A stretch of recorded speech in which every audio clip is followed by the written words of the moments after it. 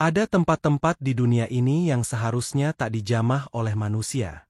Tempat-tempat yang menyimpan rahasia kelam, penuh misteri, dan cerita yang tak bisa dijelaskan oleh logika. Salah satu tempat itu adalah hutan Alas Purwo, hutan yang dikenal angker, penuh legenda, dan seringkali menjadi pintu menuju sesuatu yang tak terlihat. Malam itu, aku memutuskan masuk ke hutan itu. Bukan karena keberanian, tapi karena rasa terpaksa, sebuah tugas akhir yang tak memberiku pilihan. Namun, apa yang awalnya kupikir hanya penelitian sederhana, berubah menjadi mimpi buruk. Sebuah bisikan terdengar dari kegelapan. Apa yang sebenarnya tersembunyi di balik rimbunnya hutan Alas Purwo? Siapa atau apa yang menjaga rahasia gelap di tempat ini? Malam itu, aku melangkah terlalu jauh. Dan mungkin, aku tak seharusnya kembali. Semua itu akan terungkap dalam cerita kali ini. Berbisik dalam gelap. Malam itu, aku berjalan sendirian di tengah hutan Alas Purwo.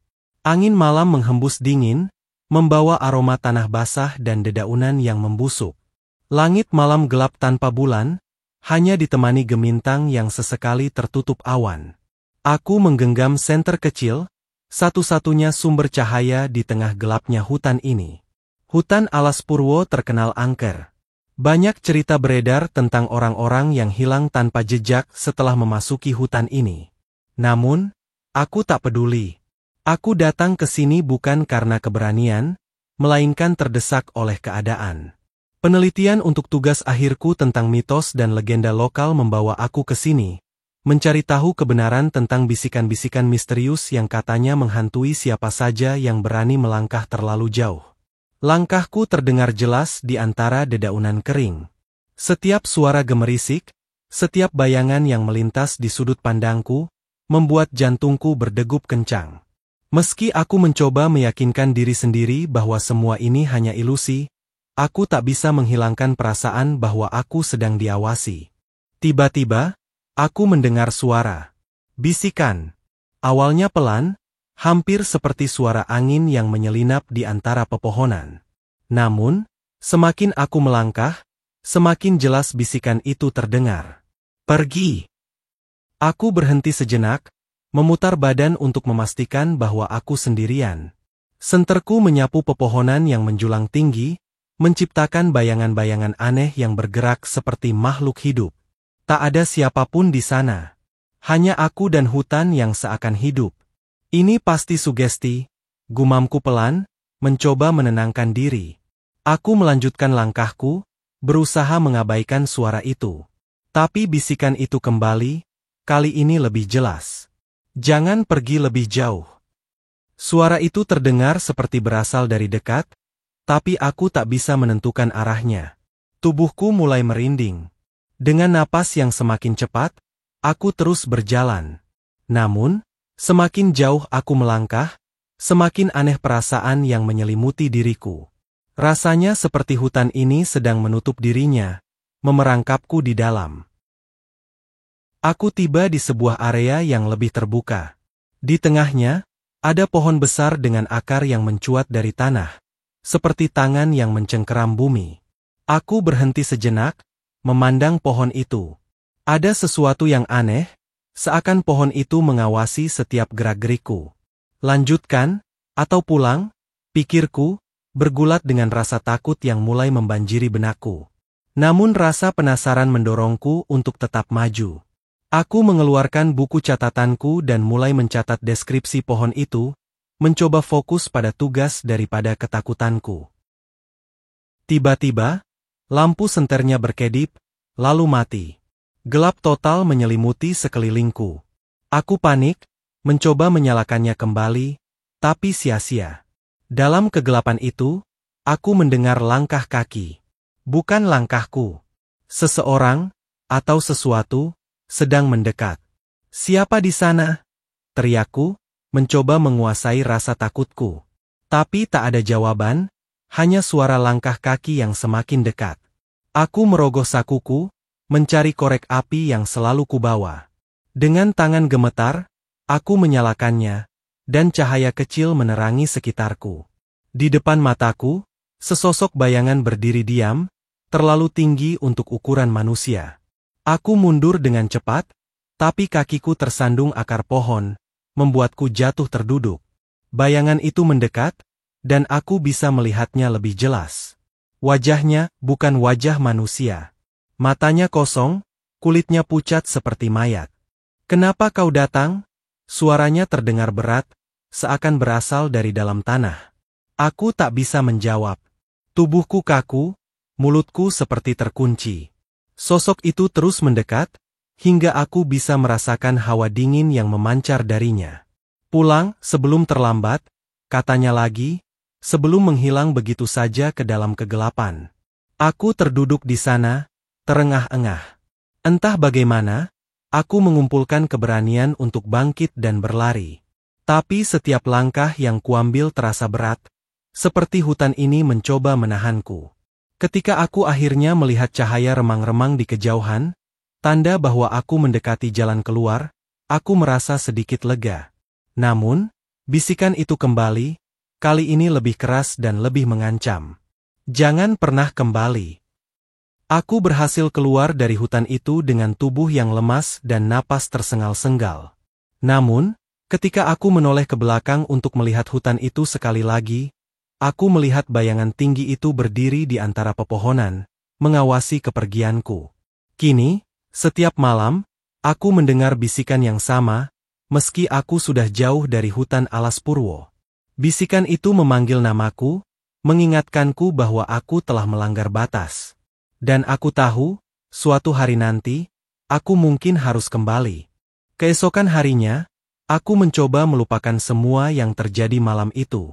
Aku duduk di depan meja, menyalakan laptop untuk mulai mengetik hasil penelitianku. Namun, pikiranku terus melayang kembali ke hutan itu. Sosok tinggi dengan mata kosong itu, pohon besar yang seperti hidup, dan bisikan-bisikan mengerikan. Semuanya terasa seperti mimpi buruk yang nyata. Aku memutuskan untuk pergi ke perpustakaan kota, mencari tahu lebih banyak tentang hutan alas Purwo. Sesampainya di sana, aku mulai menyisir rak-rak buku yang berdebu, mencari dokumen-dokumen lama tentang sejarah dan mitos hutan itu. Salah satu buku menarik perhatianku. Judulnya, Legenda dan Misteri Alas Purwo. Di dalam buku itu, aku menemukan cerita tentang makhluk yang disebut penjaga hutan. Menurut legenda, penjaga hutan adalah roh kuno yang melindungi alas Purwo dari orang-orang yang berniat merusak atau mengambil sesuatu yang bukan miliknya. Mereka yang memasuki hutan tanpa izin seringkali menghilang, atau jika beruntung, hanya diusir dengan peringatan. Aku merasakan bulu kuduku meremang membaca cerita itu. Peringatan yang kudengar di hutan itu sepertinya cocok dengan legenda ini. Tapi apa yang sebenarnya diinginkan makhluk itu dariku? Aku tidak membawa apapun dari hutan, hanya catatan dan foto-foto. Malam harinya, aku terbangun oleh suara ketukan di jendela. Dengan jantung berdegup kencang, aku mengintip keluar. Tak ada siapapun di sana, hanya bayangan pohon yang melambai tertiup angin. Tapi kemudian, aku mendengar bisikan itu lagi. Kembali. Bisikan itu begitu jelas, seakan-akan seseorang berdiri di samping telingaku. Aku menyalakan semua lampu di kamarku, berharap bisa mengusir rasa takut yang semakin menghantuiku. Namun, aku tahu bahwa aku tidak bisa menghindar selamanya. Seminggu kemudian, aku memutuskan untuk kembali ke alas Purwo. Aku tahu ini mungkin keputusan yang bodoh, tapi aku merasa ada sesuatu yang belum selesai. Aku perlu mencari tahu apa yang sebenarnya terjadi dan mengakhiri mimpi buruk ini.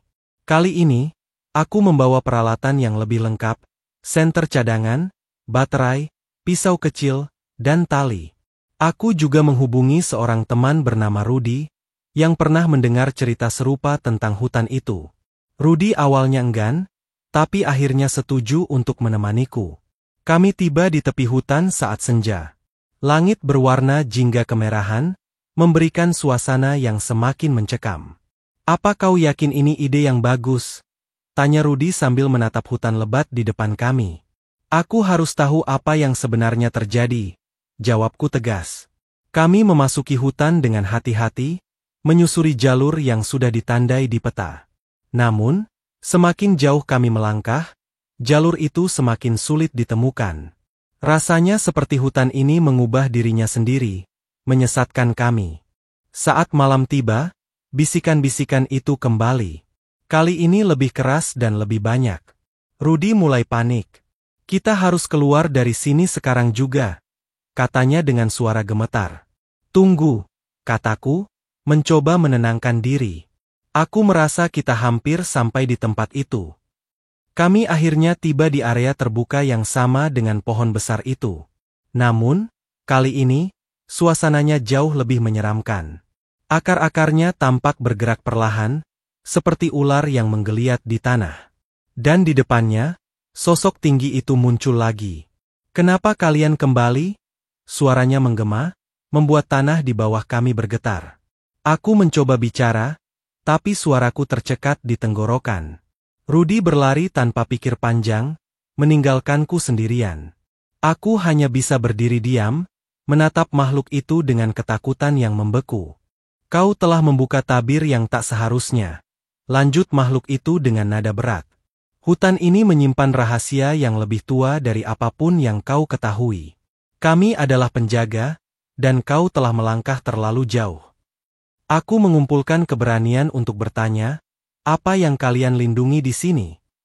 Makhluk itu terdiam sejenak, lalu tangannya yang kurus dan panjang menunjuk ke arah pohon besar di belakangnya. Di bawah akar pohon itu, ada pintu menuju dunia lain. Dunia tempat kami berasal, dan tempat roh-roh yang hilang terperangkap. Tidak ada yang boleh membukanya, karena dunia ini akan musnah. Aku merasa hawa dingin menjalari tubuhku. Aku tidak bermaksud. "Tapi kau telah menarik perhatian mereka," potongnya. "Mereka tahu kau ada di sini, dan mereka ingin membawamu." Sebelum aku sempat memahami sepenuhnya maksudnya, aku mendengar suara gemuruh dari dalam tanah. Akar-akar pohon mulai bergerak liar, dan dari dalam tanah muncul sosok-sosok bayangan seperti kabut hitam yang berputar-putar. Mereka mengelilingiku, mendekat dengan cepat. Makhluk tinggi itu melangkah maju, berdiri di antara aku dan sosok-sosok itu. "Pergilah sekarang. Ini kesempatan terakhirmu. Jangan kembali, atau kau tidak akan bisa pergi lagi." Aku tak perlu diperingatkan 2 kali. Dengan sisa tenaga, aku berlari meninggalkan tempat itu, meninggalkan Rudy yang entah berada di mana. Bisikan-bisikan itu kini berubah menjadi jeritan, mengejarku sepanjang jalan keluar. Ketika akhirnya aku keluar dari hutan, aku terjatuh, terengah-engah. Langit sudah mulai terang. Namun, aku tahu bahwa ini belum berakhir. Hutan alas purwo telah meninggalkan jejak dalam diriku, dan aku merasa bahwa suatu hari, aku akan dipanggil kembali, entah untuk alasan apa. Kadang, manusia terlalu sombong untuk mendengarkan peringatan. Kita berpikir bahwa semuanya bisa dijelaskan, bahwa kita selalu bisa kembali. Tapi tidak semua cerita berakhir bahagia, dan tidak semua perjalanan membawa kita pulang. Malam itu, aku kembali. Tapi tidak sepenuhnya. Sebagian dari diriku tertinggal di sana, bersama mereka. Hutan itu tidak membutuhkan saksi. Ia hanya butuh jiwa baru untuk dijaga atau mungkin, untuk disimpan.